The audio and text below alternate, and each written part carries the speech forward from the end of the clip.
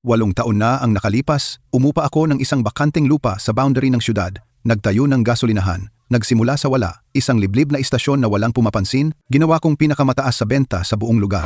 Pagkatapos ng 8 taong pagpapatakbo, ang aking istasyon ay naging ang default na hinto ng mga tsuper mula hilaga at timog. Pero ang lahat ng ito ay tina-target na ng may-ari ng lupa.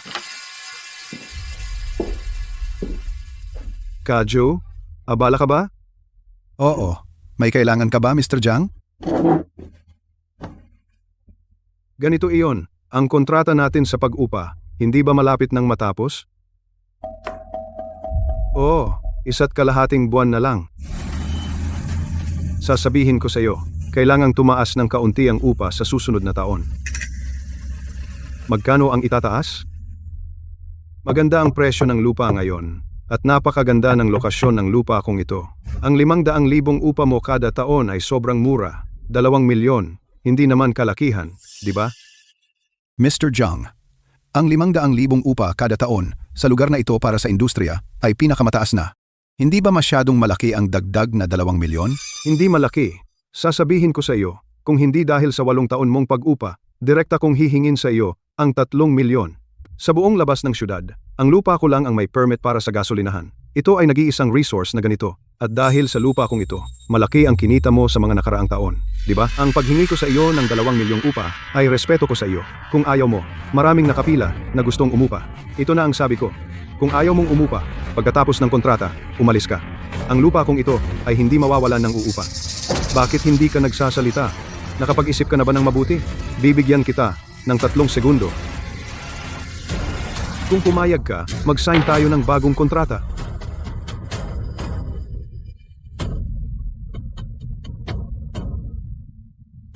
Hindi na. Aalis ako.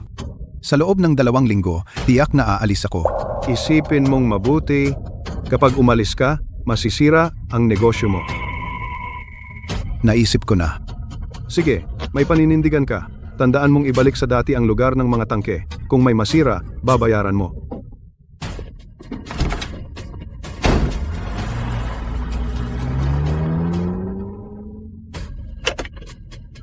Hello? Kumpanya ba ito ng transportasyon ng mga mapanganib na kemikal? Magpapareserve ako sa makalawang Sabado. Maglilipat kami mula sa gasolinahan ng City West.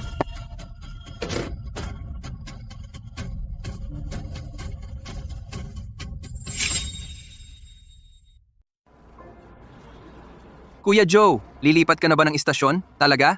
Kumakalat na ang balita sa buong transportasyon. Tataasan na ng kasero ang upa. Masyadong malaki ang itinaas. Hindi ko na kaya ang upa dito. Ikaw lang ang gasolinahan dito. Paano na kami magpapadiesel para sa aming mga truck? Oo nga, May mga dosenang truck kami. Kailangan pa bang lumayo ng mahigit 10 kilometro para lang magpagas? Sa mga nakaraang taon, sanay na kami. Sa'yo kami laging nagpapagas, Kuya Zo. maganda ang kalidad, tama ang dami, at mabilis ang serbisyo. Pinagkakatiwalaan ka ng mga tsuper. Ginong Joe, balita ko lilipat ka. Totoo ba? Kajo, bakit naman bigla kang aalis? Ginipit ka ba ni Jiang Dabi? Nakita kong itinayo mo ito, ladrilyo sa ladrilyo. Huwag kang aalis ha. Kapag umalis ka, kaming mga nasa baryo, na may maliit na negosyo, paano na? Oo, noong wala ka pa dito, kailangan naming maglakbay ng 20 kilometro pa para magpagas sa istasyon malapit sa bayan. Napakaabala. Hey, Napakaganid ni Jiang Dabi. halata namang dahil maganda ang negosyo mo, gusto ka lang niyang taasan ng upa, di ba? Puntahan natin siya at kausapin. Oo, puntahan natin siya. Bakit naman ganyan kalaki ang itataas? Oo nga, di ba pang-aapi na ito? Huwag na kayong pumunta, walang mangyayari. Tungkol ito sa kontrata naming dalawa. Wala rin kayong magagawa doon. Kahit na wala na ako dito, babalik-balikan ko kayo.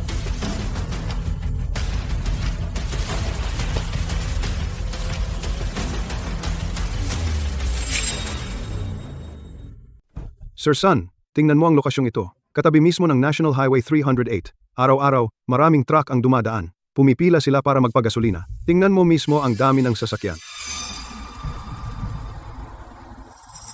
Mukhang maganda nga. May dala na akong mga approval documents. May retail permit ang produkto. Permiso para sa mapanganib na kemikal. Kumpleto na lahat ng kwalifikasyon. Kapag kinuha mo, kikita ka agad. Mga tanke ng gasolina, may canopy, gas pump, kumpleto lahat. Ang renta ay 3 milyon kada taon. Siguradong masisiyahan ka. 3 milyon? Ano? Sa tingin mo mahal?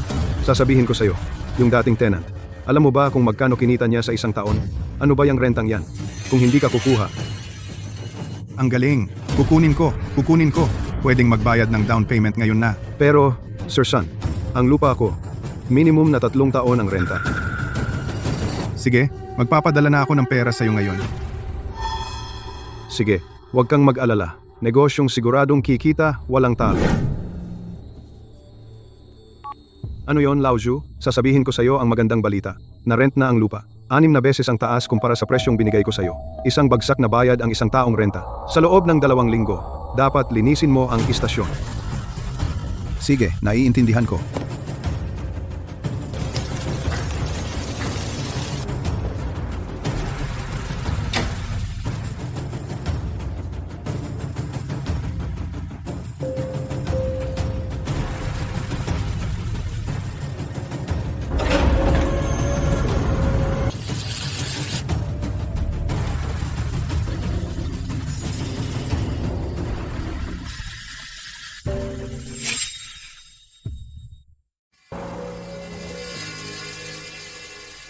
Zhang, lumipat na ako.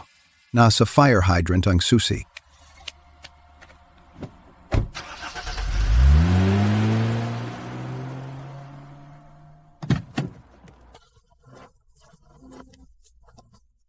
Zhang, nasaan ang fuel dispenser at ang tank? Napagkasunduan natin iyan. Sabi mo kumpleto may canopy, may tank. Baka kinuha ng dating tenant. Okay lang, mabibili naman iyan, pera lang ang katapat. Ang mahalaga ay ang lokasyon at mga customer. Tingnan mo ang mga sasakyan sa National Highway. May sasabihin pa ako, ikaw muna ang mag-ayos. Saka na natin pag-usapan.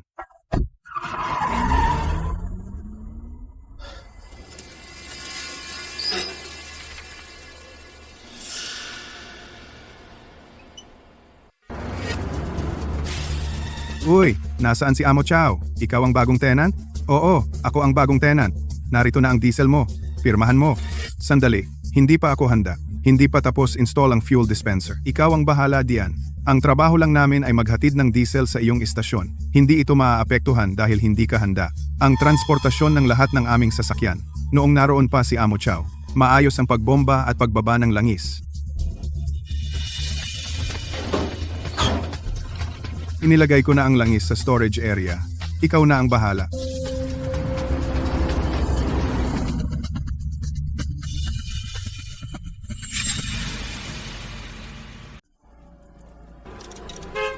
Kuya, mayroon pa bang 92? Hindi lumalabas ang gasolina sa pump. Kahapon lang na-install ang machine na ito. Ina-adjust pa.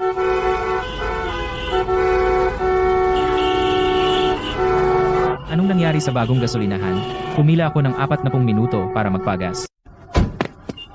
Mayroon bang test report ng gasolina? Saan galing ang gasolina mo? Maasahan ba yan?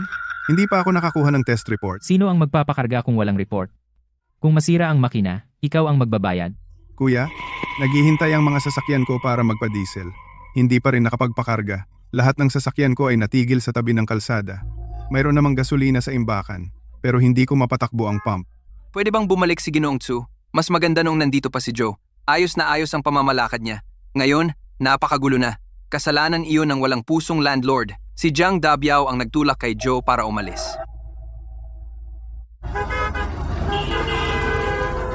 Hoy, dispatcher? Sira na ang gasolinahan sa kanluran. Ipaalam sa mga susunod na sasakyan na huwag na pumunta.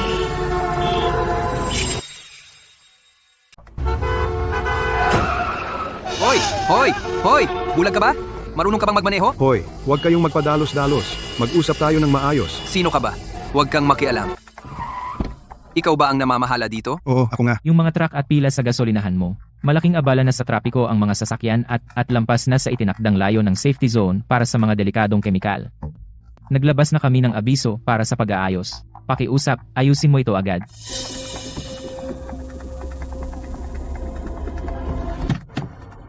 Zhang Dabiao, di ba sabi mo kumpleto ang mga kagamitan sa gasolinahan? Kapag pumalit ako, kikita na ba agad? Sa ganitong sitwasyon ngayon, ano ang gagawin ko? Niloloko mo lang ako. Kason, huwag kang magmadali. Tingnan mo, ang dami na ng mga sasakyan na nakapila sa gasolinahan. Malaki ba ang daloy ng trapiko? Hindi rin kita niloko. Huwag kang magpaligoy-ligoy. Hindi maaring ilipat ang permit para sa mga delikadong kemikal. Sabihin mo sa akin, Na-transfer na ba talaga ang prangkisa? Hindi natuloy? Imposible. Pagkatapos, inalam ko. Yung gasolinahan mo, wala kang talagang ibinigay na prangkisa sa akin. Permit sa pagtitingi ng alak. Pagpaparehistro ng permit para sa delikadong kemikal. Lahat ng iyan ay sa dating tenant. Wala akong kinalaman sa kumpanyang iyan. Ngayon, hihinto na ako sa pag-upa. Huwag naman, Kason. Yung prangkisa, hindi ko pa naibigay sa iyo. Tatawag na agad ako. Aayusin ko na para maibigay sa iyo ang prangkisa. Hintayin mo ako. Teka, hanggang kailan mo ba akong pahihintayin?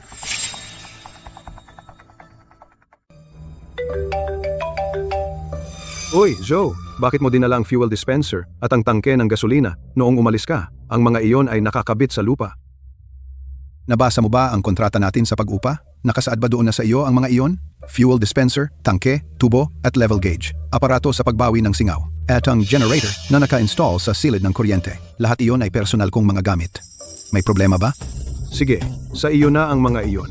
Kung gayon, kailangan mong iwan ang permit sa pagbebenta ng gasolina. Hindi makakapag-operate ang bagong tenant. Ang permit? Zang, baka nagkakamali ka. Industrial lot lang iyon. Ang tanging gasolinahan sa kanluran na may legal na permit.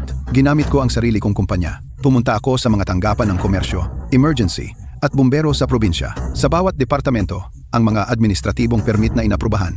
Ako si Joe Jiangguo, ang nakapangalan sa permit. Wala iyang kinalaman sa lupa mo. Kaya ngayon, ang lugar na iyon ay bakanteng lupa mo lang. Sana umunlad ang negosyo ng bagong tenant mo.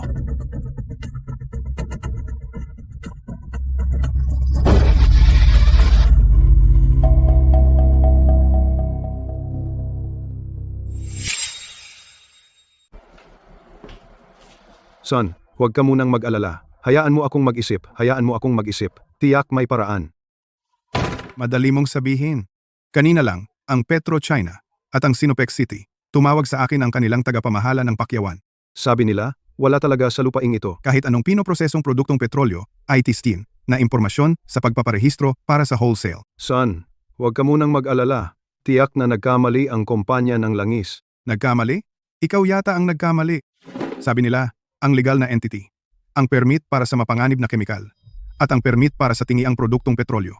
Ang tanging legal na tao sa sistema ay iyong tinatawag na Joe Jiangguo. Kung ang Joe Jiangguo na iyon ay hindi pumayag, wala silang magagawa upang ibenta sa akin ang produktong petrolyo ng maramihan dahil sa sistema ng pamamahala ng emergency at ng Departamento ng Kalakalan. Ang istasyon ko ay isang illegal na black station.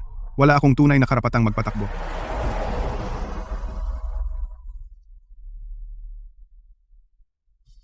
₱3 milyong upa, ibalik mo agad sa akin.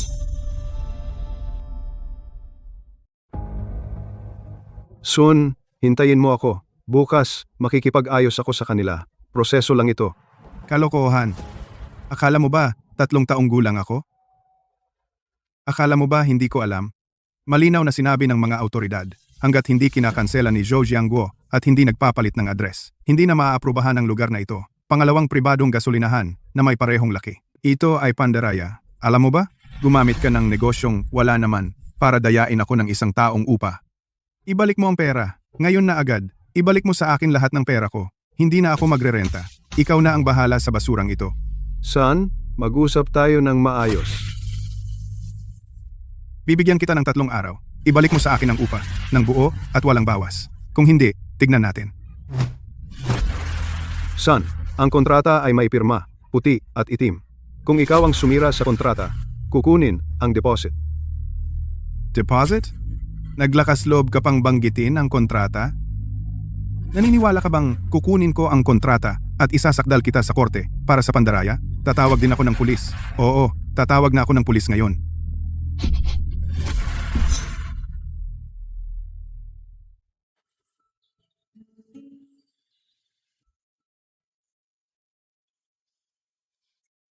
Kuya Joe, ang galing mo talaga. Ang galing mong humanap ng magandang lugar. Simula ngayon, sa paghahatid natin ng langis, mas magiging madali na ang pagbaba ng langis. Hindi na natin kailangang mag-alala na ma-stuck sa National Highway. May paraan pa rin naman. Hindi mo alam. Kanina, pumunta ako sa lumang address sa kanlurang bahagi ng lungsod. Tiningnan ko lang. Grabe ang gulo. Yung bagong nangungupahan, walang alam. Ang mga sasakyang nagpapakarga ay nakapila ng mahigpit na wala ng puwang para umikot. Yung ilang mga driver ng malalaking truck ay hinahampas ang manibela at nagmumura.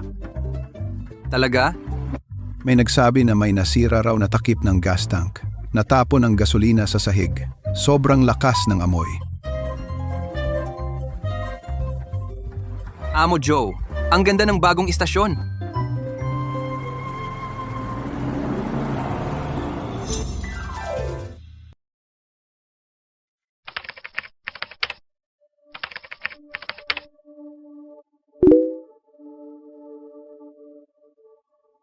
Ipadala maulan ngayon. Truck ng langis. Ipadala.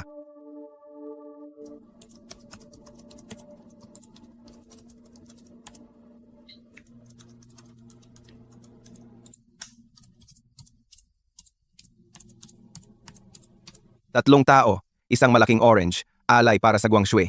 Salamat sa inyong suporta sa loob ng 8 taon. Hey! Lao Joe! Hindi ka pala lumipat ng malayo. Muntik na akong mamatay sa takot. Buti naman! Buti naman! Lao Wei, National Highway 308, papuntang Timog, di ba?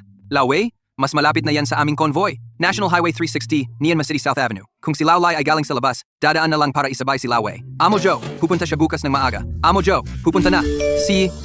Sige, Amo Joe, pupunta siya bukas ng umaga. Pupunta bukas ng maaga. Maalalahanin si Amo Joe, nagbigay pa ng tubig, na forward na sa grupo ng aming convoy. Sa susunod, ikaw pa rin ang aming pupuntahan.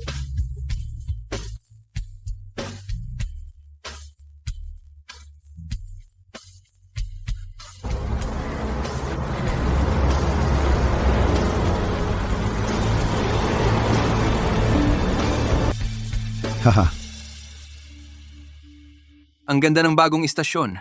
Mas maluwang kaysa dati.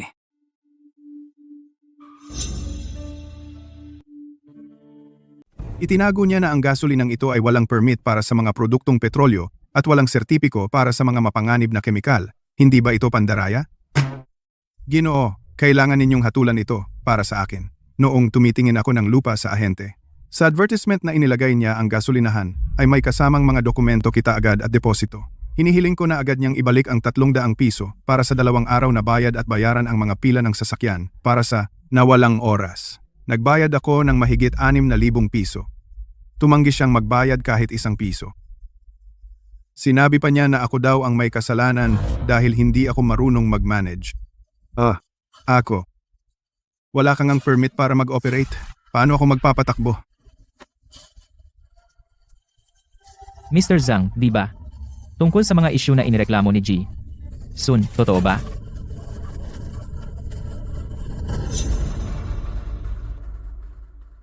Anong panloloko? Ginoo, huwag kang maniwala sa kanya, puro kalokohan yan. Pinarentahan ko lang sa kanya ang lupa, pero sa negosyo, ikaw ang may panganib. Hindi niya kayang ayusin ang isang permit. Bakit ako ang may kasalanan? Sa mga kumpanya ng langis na walang alam sa sitwasyon, hindi nila siya binibigyan ng wholesale na langis. Bahala na sila doon. Ginoong Zhang, ito ay isang usaping sibil. Kung titingnan sa kontrata, Kung noong pinarentahan mo ang lupa, nangako ka na may kasamang prangkisa, pero hindi mo naman kaya ibigay ang nararapat na legal na permit. Kaya hindi naabot ng tenant ang layunin ng kontrata. Ito ay isang malubhang paglabag sa kontrata, at maaaring ito ay pandaraya.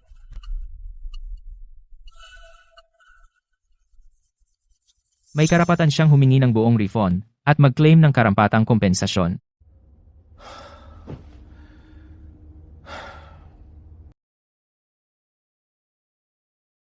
Kung hindi kayo magkakasundo dito, pwede kang idemanda ni Ji-sun sa korte, at sa korte, hindi lang na ibabalik mo lang ang upa.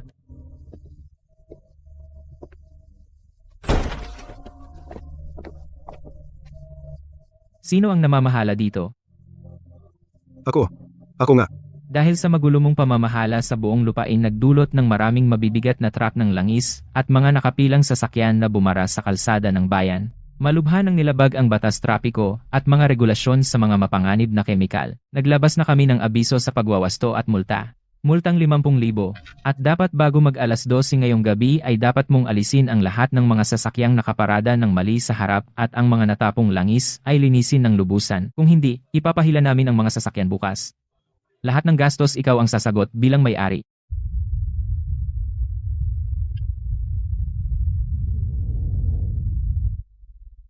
₱50,000. At dagdag pa ang 3 milyon ko. Bayaran mo ng paunti-unti.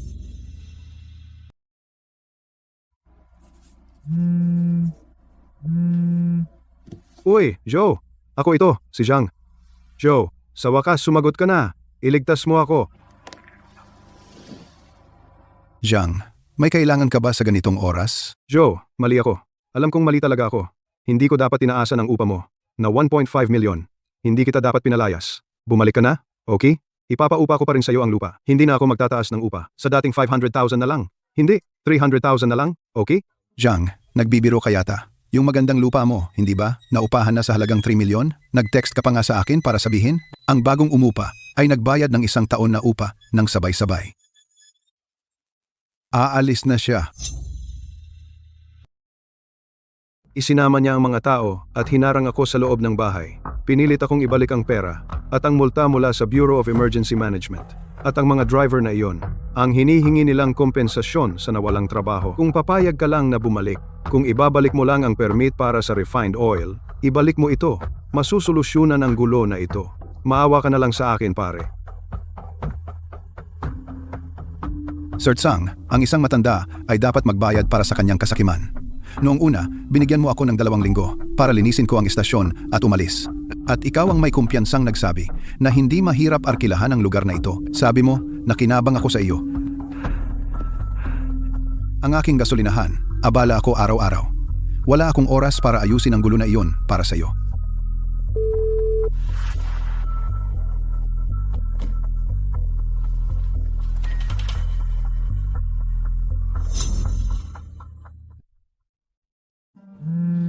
Lao Joe, ilipat mo ang lisensyang iyon sa bagong nangungupahan o kaya ikaw na mismo ang mag-apply ulit.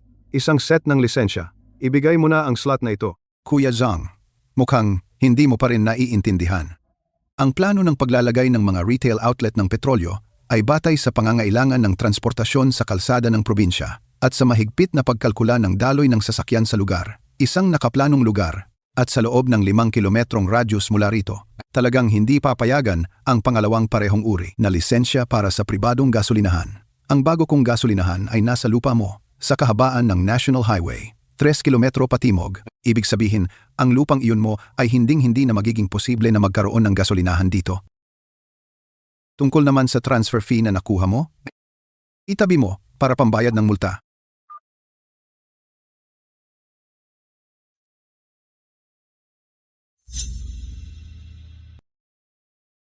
Ano na, may napagkasunduan na ba?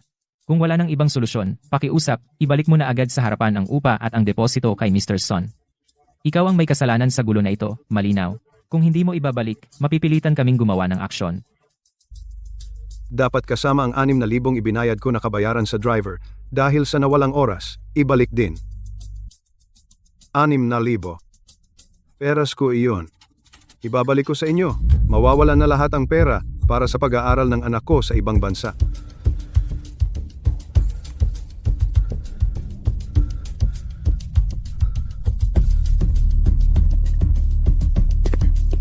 Una, magbayad muna ng 50,000 para sa multa sa trapiko at kaligtasan. Kung hindi, ang lupaing ito ay mag-freeze ang mga dokumento ng titulo nito.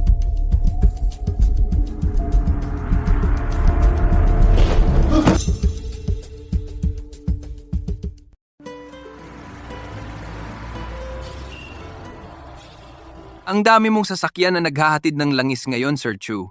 Simula na ang peak season ng diesel. Wala yun. Bagong install lang ito. Full automatic na sistema ng pagbaba ng langis at mga bomba. Ngayon lang talaga nagamit.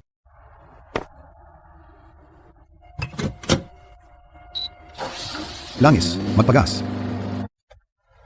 Ay, Lauzo ang ganda ng bagong istasyon na ito. Hindi na kailangan umikot sa masamang daan para pumasok sa dating maliit na daan. Mula sa National Highway, isang tapak lang ng gas, papasok na. Si Zhang Dabiao ay talagang bulag. Pinilit kang umalis, napakabuti mong amo. Narinig ko, dumating daw ang pulis kahapon. Hindi lang pulis, pati ang taga-Emergency Management Bureau ay pumunta. Multa at bawiin ang upa. Mahigit 3 milyon ang ibinalik. Narinig ko, pati ang pera para sa pag-aaral ng anak niya sa ibang bansa ay nasama. Dahil sa kasakiman, karapat-dapat lang. Sa pump number 3, gabayan ninyo ulit. Huwag hayaang maabot ang National Highway ang pila ng sasakyan. Si, ho,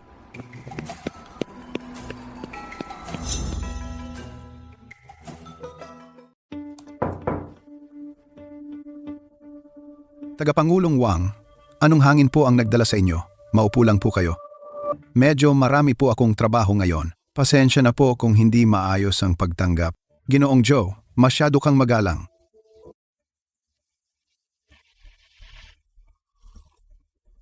Tungkol po sa lumang istasyon kagabi. Siguro narinig mo na po ang tungkol doon. Ang kalagayan po ngayon ng lupaing iyon ay lubhang nakakaapekto sa imahe ng ating industrial park at sa normal na operasyon ng mga kumpanya ng transportasyon. Maraming kumpanya ng transportasyon ang sama-samang nagbigay presyon sa ating asosasyon na nagsasabing kailangan mong bumalik upang magpatakbo muli. Basta't payag kang bumalik, ang ating asosasyon ang makikipag-usap kay Zhang Dabiao. Tinitiyak natin na hindi tataas ang upa at ibababa pa natin ang upa ng kalahati para sa iyo. Dahil magkakilala na tayong lahat, pwede mo ba akong tulungan?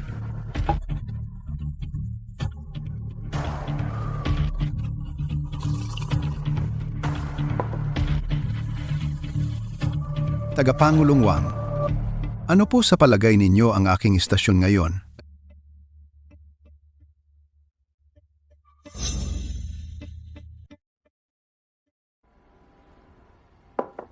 Presidente Wang, ano sa tingin ninyo sa istasyon ko ngayon?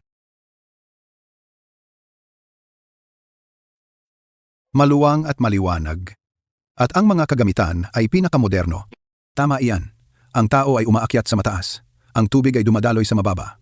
Nakapuhunan na ako dito. 3 milyon para sa paglipat at kagamitan. At nakipagkasundo na rin ako sa konseho ng barangay ng isang kontratang may legal na bisa sa loob. Nang 15 taon, puno ng mantika ang lugar at ang lumang lote ay katabi ng sirasirang kanto. Hindi lang masikip ang lokasyon, makakaharap ka pa ng kasero na hindi makatuwiran. Ano sa tingin ninyo ang dahilan ko para iwanan ang magandang negosyo at kunin ang mabahong gulo? Hey, may punto ka. Pero, ang mga tsuper, Presidente Wang, kung para sa kaginhawahan ng mga tsuper, maaari kayong maglagay sa harap ng lumang istasyon ng isang karatula na malinaw na nagsasaad ng lahat ng serbisyo sa gasolina ay inilipat na lahat sa National Highway 308. Sa bagong istasyong ito, 3 kilometro sa timog ng lungsod para hindi na araw-araw pumunta sa inyo ang mga tsuper at magreklamo na walang gasolina. Sige, iyon na ang desisyon. Parehong maganda.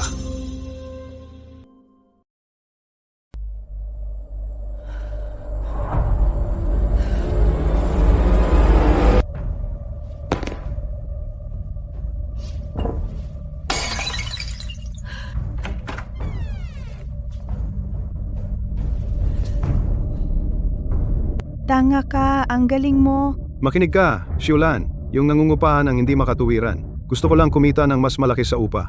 Hindi ko inaasahan na magiging ganito. Hindi ko akalain na ganyan pala ang nasa utak mo. Ilang beses ko bang sinabi sa'yo? Yung lalaking si Zhou Jiangguo, masipag at maaasahan. Maaasahan ang kalidad ng langis dahil siya ang humahawak. Ang taunang upa nating 500,000 ay parang isang libreng ATM na napakatatag. Ikaw, ayaw mong makinig, pinilit mong itaas ang upa. Ngayon, ayos na, wala na ang upa, nabaho na ang lupa.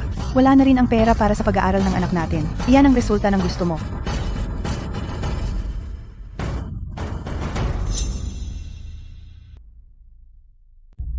Mahigit 3 milyon ang nasayang lahat. Yung ipon mo para sa anak mo sa loob ng ilang taon, para sa pag-aaral sa ibang bansa, ginamit mo pang bayad sa kompensasyon at pag-urong ng upa. Tumawag ang ahensya ng pag-aaral sa ibang bansa kanina. Sinabi sa akin, dahil hindi nabayaran ang natitirang tuition sa tamang oras, yung 30,000 down payment na binayad natin dati ay nawalan ng visa. Nawala na rin ang slot ng anak natin. Wala na ang slot? Kung wala na, ikaw na ang magpaliwanag sa anak mo. Ito ang kasulatan ng diborsyo. Nilagdaan ko na. Tapos na, Itong bahay dahil may kinalaman sa paghahati ng mag-asawang ari-arian at pati na rin ang mga susunod na bayad pinsala sa sibil. Nag-file na ako ng pre-litigation preservation. Bago pa man matapos ang formal na proseso, wala kang karapatang tumira dito. Dabiao, sinira mo ang pamilyang ito.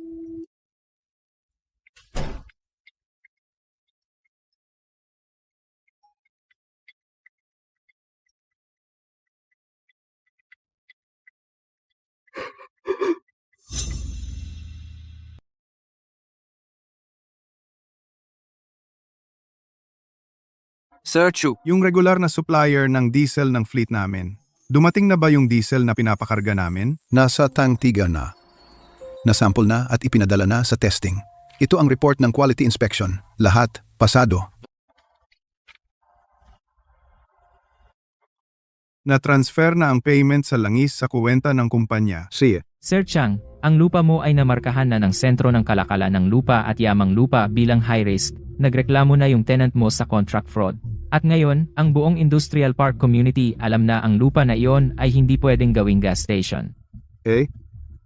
Kung hindi gawing gas station, pwede bang gawing ordinaryong industrial land at iparentahan? Kung gusto mo talagang umupa, pwede lang gawing ordinaryong industrial storage yard. Sa market ngayon, maximum 150,000 piso kada taon at kailangan ng 1-month deposit at 1-month advance. Pag-isipan mo mabuti.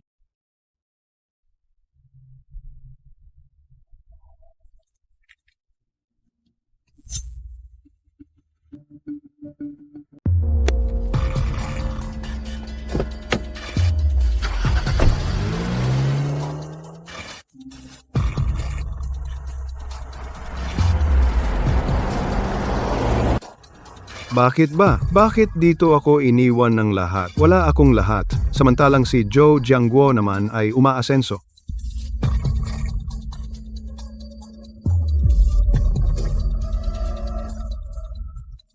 Siya ang sumira ng buhay ko. Siya ang umagaw ng lahat ng nararapat sa akin. Hindi ako magiging maayos. Hindi ka rin magiging payapa.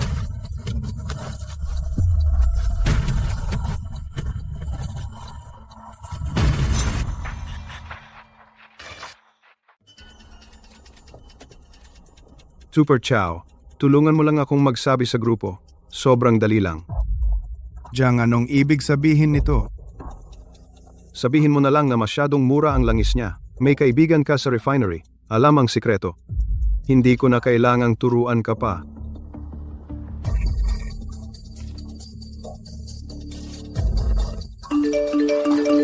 Hoy, sa tingin nyo ba, yung bagong gasolinahan ni Joe, mukhang sobrang mura ang diesel.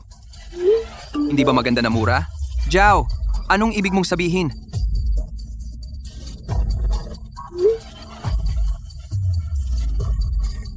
Hindi iyon ang ibig kong sabihin. Natatakot ako. Kahapon, narinig ko sa isang kaibigan kong na nasa refinery at negosyante ng langis. Nagsabi, ngayon sa merkado, may isang uri ng pinaghalong langis na mababa ang kalidad. Iyong hindi dekalidad na lokal na langis, hinahalo sa mga kemikal. Mukhang kapareho ng orihinal ang octane rating.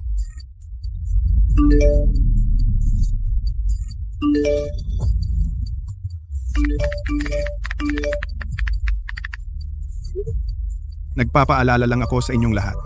Huwag basta-basta sa mura kapag mababang kalidad ang langis. Kapag nagkaproblema ang makina, malaking pera ang kakailanganin sa pag-aayos.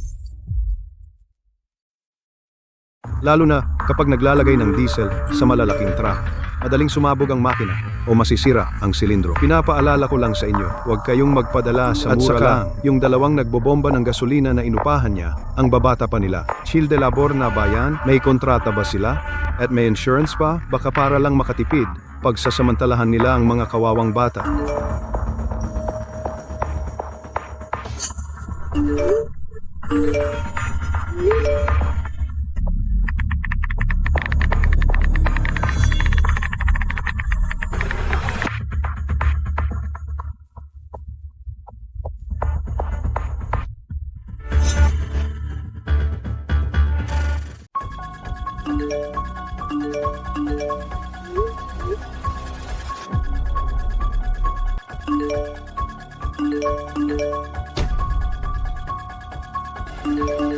Si Jiang Da pala ang nasa likod nito.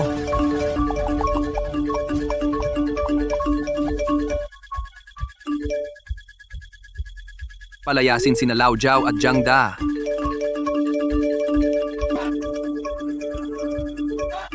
Naalis na sa grupo ang account ni Lao Jiao.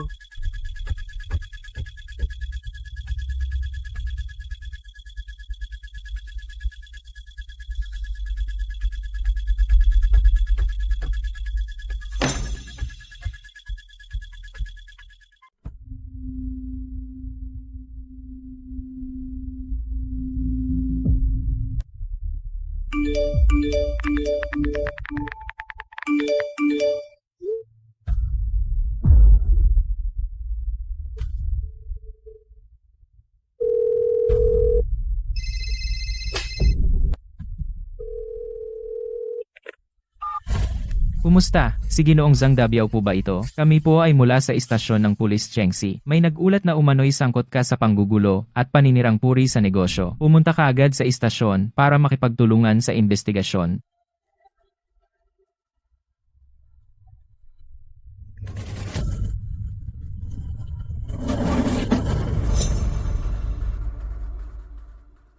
Zhang Dabiao, di ba? May nagreklamo na ikaw ay sadyang nag-imbento at nagpakalat ng maling impormasyon na nagdulot sa iba ng dobleng pinsala sa negosyo at reputasyon. Anong masasabi mo dito? Ginoo, baka may misunderstanding lang. Ako'y nakipagbiruan lang sa mga kasamahan. Hindi ko naisip yon. Talaga, madaldal lang ako. Bakit naman umabot sa pulis? Biro. Tinatawag mong biro ang ganitong pag-upa ng mga tao na organisado at pinlano at ang pagpapakalat ng chismis at paninirang puri. Zhang Dabiao, binibigyan ka namin ng pagkakataon para umamin ka at lumuwag ang parusa. Hindi para nandito ka magpatalino sa amin. Mga pulis, pasensya na sa abala sa inyo. Lahat ng ginawa niya ay walang kinalaman sa akin. Pumunta ako ngayon upang sa harap ninyo, makipag-usap sa kanya ng malinaw. Gusto kong makipaghiwalay sa kanya. Shulan, Kumuha na kami ng datos mula sa biktima na si Ginoong Zhou Jiangguo at mula sa dispatch system ng oil transport platform ang mga datos na aming nakalap. Tinatayang direktang pagkalugi sa ekonomiya ay mahigit sa 400,000 piso. Ito ay bumubuo ng komersyal na paninirang puri. Naiintindihan mo na ba ang kabigatan ng sitwasyon? Sabi mo lang na para wala siyang negosyo. Hindi mo sinabi na aabot ito sa istasyon ng pulis. Pulis, aaminin ko lahat. Siya ang utak. Nabulag ako sandali. Aaminin ko talaga lahat. Nakikiusap ako sa iyo. siya ang nag-utos sa akin. Ayaw kong makulong. Zhang Dabiao, dahil sa malinaw ang mga katotohanan ng kaso, tiyak ang mga ebidensya, ang biktima ay formal nang nagtalaga ng abogado at nagsampa ng kaso. Bukod sa bayad pinsala sibil, haharapin mo rin ang administratibong parusa mula sa aming ahensya. Ng pampublikong seguridad, maaari ka nang umuwi ngayon, hintayin mo ang subkainan ng korte.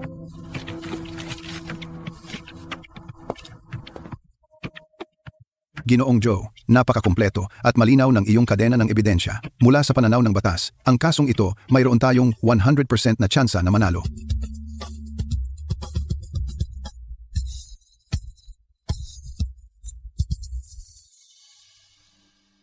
Maaari nating hingin sa kabilang partido ang bayad pinsala at pampublikong paghingi ng paumanhin.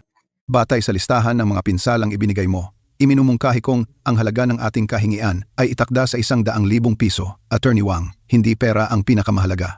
Ang pangunahing hangarin ko ay ipag-utos sa kanya na sa grupo ng industriya ng transportasyon at sa lahat ng kanyang personal na social media ay magsagawa ng hindi bababa sa isang buwang pampublikong nakapin na paghingi ng paumanhin. Naiintindihan ko, makatuwiran ang hinihiling mo at ganap itong saklaw ng batas. Sa pinakamabilis, bukas ay ihahatid na ang supina ng hukuman kay Zhang Dabiao. Pasensya, nasa abala. Walang anuman. Ipaalam ko sa inyo kapag may balita. Ginoong Zhang, sa kaso ninyo, masyadong hindi pabor sa inyo ang ebidensya. Wala talaga kaming katiyakan. Iminumungkahi kong isaalang-alang ninyo ang makipag-areglo sa kabilang partido sa labas ng hukuman.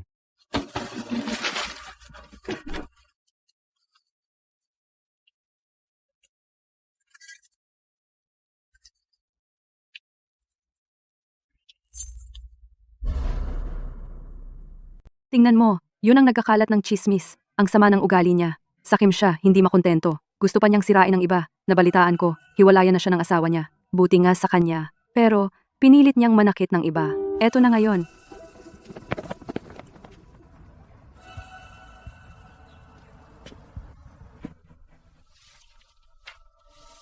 Nilagdaan ko na ang divorce papers.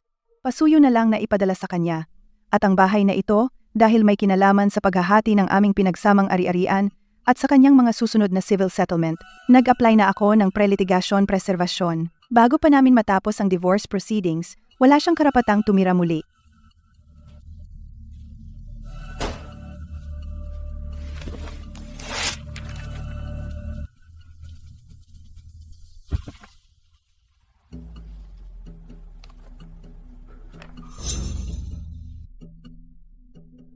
Dabiao, pinahiya mo ang pamilya Zhang? Paano namin pinalaki ang isang anak na masama at bobo? Huwag ka nang makipag-ugnayan sa amin. Hindi namin kaya ang hiya na dulot mo.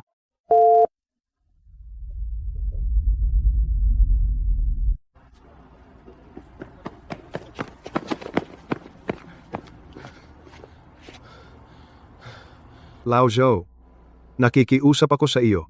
Luluhod ako sa iyo. Mali ako. Talagang mali ako. Nabulag ako ng kasakiman. Hindi ko dapat itinaas ang upa mo. Hindi ko dapat pinakalat ang chismis. Wala na akong lahat ngayon.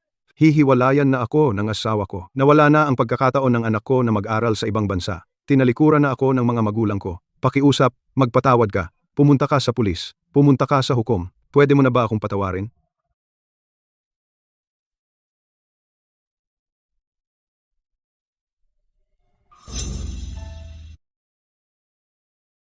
Kazho, totoo lahat ng sinabi ko kanina. Hindi mo ba kaya? Kuya Zhang, noong umupa ka ng tao sa malaking grupo na may 1,000 tao, siraan ako ng masama. Gusto mong sirain ang lahat ng aking pinaghirapang itayo. Naisip mo bang patawarin ako? Naisip mo ba na bigyan ako ng pagkakataong mabuhay?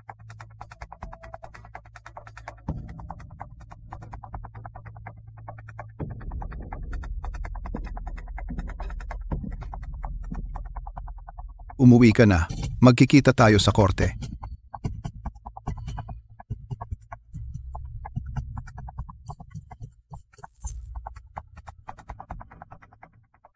Paano nangyari na ang presyo ng lupa na naibenta ay mas mababa ng 800,000 kaysa sa presyo ng merkado? Pagkatapos ibawas ang loan sa bangko, mga bayad sa demanda at abogado, at ang kalahating parte ng ari-arian na kinuha ni Xiulan. Wala na akong natira kahit 50,000, nawala ang scholarship ng anak ko sa ibang bansa. At wala na ring pang tuition. Umalis si Xiulan. Hindi na ako kinikilala ng mga magulang ko. Lahat sila umalis na. Ako mismo ang nagsunog sa bahay na ito hanggang sa maging abo. Bakit? Bakit ako ang dapat mawalan ng lahat dito? Pati ang anak ko ay maaapektuhan. At ang taong iyon ay payapang tinatangkilik ang lahat ng dapat sa kanya. Kaya't ang mundong ito, kasama siya. Lubusan kong susunugin hanggang sa maging abo.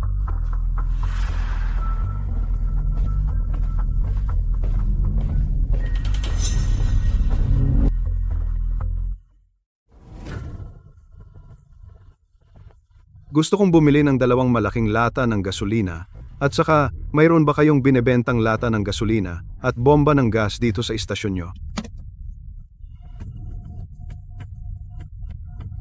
Bakit ka bibili ng maraming gasolina na nakabote? Wala kang pakialam sa gagawin ko. Pera ngayon? Gamit din ngayon? Pwede? Oo, pwede. Siyempre, pwede. Pero ayon sa patakaran, ang pagbili ng gasolina na nakabote ay kailangan ng pagrehistro ng pangalan at pagpapaliwanag ng gamit. Pakipakita mo ang iyong ID.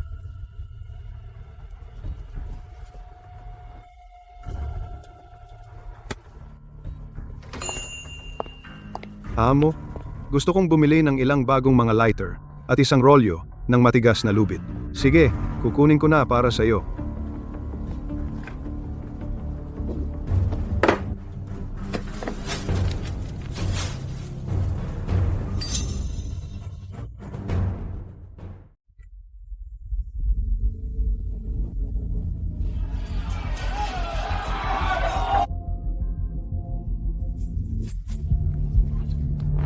Tumawa ka. Tumawa ka ng todo. Sandali lang. Hindi ka na makakatawa.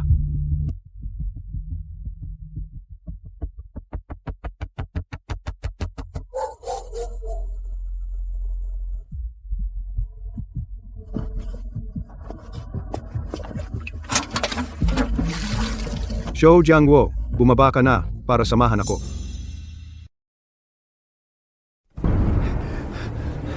Huwag gumalaw.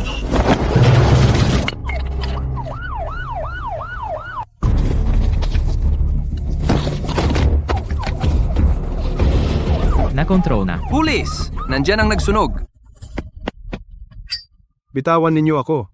Bakit ninyo ako hinuhuli? Siya ang sumira ng lahat sa akin.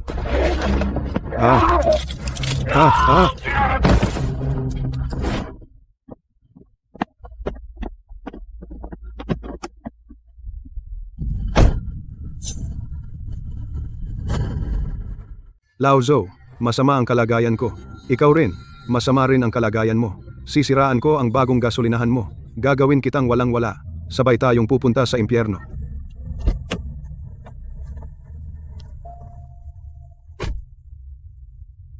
Sir Zo, sabihin mo sa akin. Ano ba talaga ang nangyari? Zhang Dabiao ang pangalan niya. Siya ang kasero ko sa dati kong istasyon. Dahil sa problema sa upa, may sama siya ng loob sa akin. Dati, umupa siya ng mga tao na naninira sa kalidad ng aking gasolina. Nakulong siya dati. Hindi ko inakala na magdadala siya ng gasolina para sunugin ang aking bagong istasyon. Sir Joe, huwag kang mag-alala. Aaksyonan namin ito ayon sa batas. Bibigyan ka namin ng hustisya.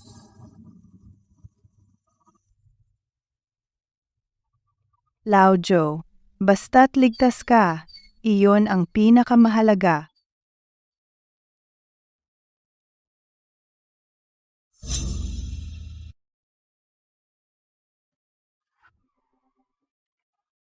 Ginoong Joe, kakagaling ko lang sa pulis at nalaman ko ang nangyari.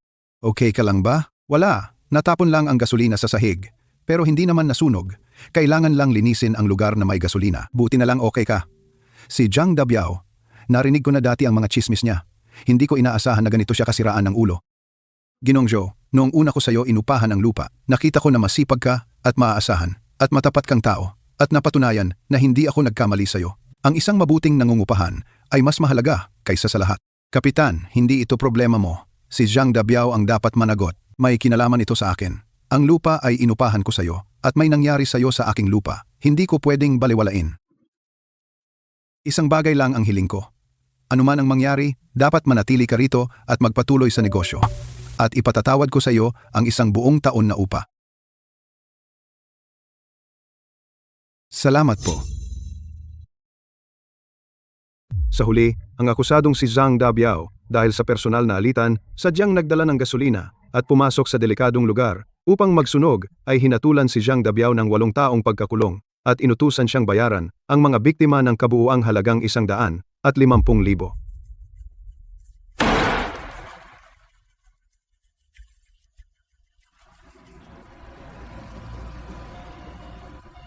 Lao Joe, sagana ang negosyo. Ginoong Chow, pagkatapos ng napakalaking pagsubok na inyong pinagdaanan, ano po ang nagbigay sa inyo ng lakas upang manatili rito? Ang sumusuporta sa akin ay hindi iba, kundi ang mga dumarating at umaalis sa daang ito. Ang bawat sigaw ng punuin mo mula sa mga super, ang tiwala kay Lao Joe mula sa mga kasamahan sa transportasyon. Ang lahat ng mga kamay na umabot para ako'y tulungang bumangon noong ako'y nadapa. Ang gasolinahang ito ay hindi kailanman naging akin lamang. Nabibilang ito sa pambansang lansangang ito. At sa bawat taong nagtitiwala rito, kaya't hanggat nandito pa kayo, hinding-hindi mamamatay ang gasolinahan sa kanlurang bahagi. Ngayon ko lang naunawaan na ang aking pinaghirapang itayo sa 8 taon ay hindi lamang isang maliit na gasolinahan, kundi isang hindi masisirang lambat na hinabi mula sa tiwala at mga patakaran. Ang lambat na ito sa aking pinakamapanganib na sandali ay matatag akong sinalo.